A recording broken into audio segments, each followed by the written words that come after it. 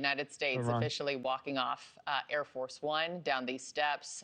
He will be greeted by the delegation waiting to greet him here. But Leland, sorry to cut you off. I just wanted to let viewers know that he is walking off the plane. Yeah, and the pageantry of this is really coordinated, and you've got to think about what it is, right? Whether or not these kids have Chinese or American flags in their hands says something. The fact that they're wearing white and blue but not red has been something that we've gone, our diplomats have gone 3 or 4 rounds over, and always in these cases, there is negotiations and posturing over where the Secret Service is, where President Trump's staff is at all times. And a couple times in Beijing, it has gotten pretty contentious between the Secret Service and the Chinese in terms of who is next to the president and where they are. Speaking specifically, I think in 2017, when the chief of staff was told that the person who carries the nuclear football couldn't follow President Trump, if I'm remembering the situation right. But there was some very significant pushing and shoving behind the scenes as it related to what the Chinese were doing. The Chinese play for keeps in a way that the United States is not used to. The kind of happy, gentlemanly interactions that, say, happen with the Europeans when President Trump goes there, that is not the case in any way, shape, or form when you're dealing with the Chinese. Mm-hmm. Yeah, we're seeing a mix of Chinese flags, American flags being waved here as he now walks down this red carpet. Yeah, and it's something to keep in mind for as pleasant and nice as this is, Markie. Every single one of the Americans here, when the president travels, it's obviously hundreds of Americans, right? So the Secret Service, State Department, on and on.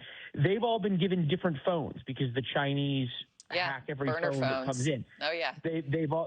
Burner phones. They've all been told they can't bring their laptops in. They've all been given briefings that every Chinese person they meet is likely a member of Chinese intelligence trying to compromise them. So make and no their mistake. Hotel rooms too. I mean, I know General Kane debriefed them yesterday. Bugged. People are watching in the walls. So, yes. You have to think that the president, for as nice as this greeting is and everything, realize that he is on hostile territory. Americans don't really think that way because we tend to be more cooperative. It's one of the great things about America is we tend to want the best of people. But the Chinese are really the combination of the Nazis and the Soviets, albeit with a little bit better packaging, which they're great at, and talking points. But the president of the United States for the next couple of days is on hostile territory. Yeah. How tense, and he touts his relationship with Xi Jinping, and I was just asking Lieutenant General Richard Newton this, just about their personal relationship, how far that goes in terms of moving the needle. When the two of them are behind closed doors, how tense do you think talks get, Leland? Well, probably very tense, although Xi Jinping is an expert in sort of extraordinarily thoughtful and planned conversation and deliberate negotiations. If you want to, the old thing about chess. You think about where Xi Jinping came from. The poverty-ridden. I guess poverty would have been an improvement from where he came from, and how he navigated his way up to become president for life, dictator, whatever you want to call it. You compare that to President Trump, who is kind of a shoot from the hip, puts a lot of weight on what someone tells him and the personal relationship. We see Elon Musk there by the car as well, Eric Trump as well.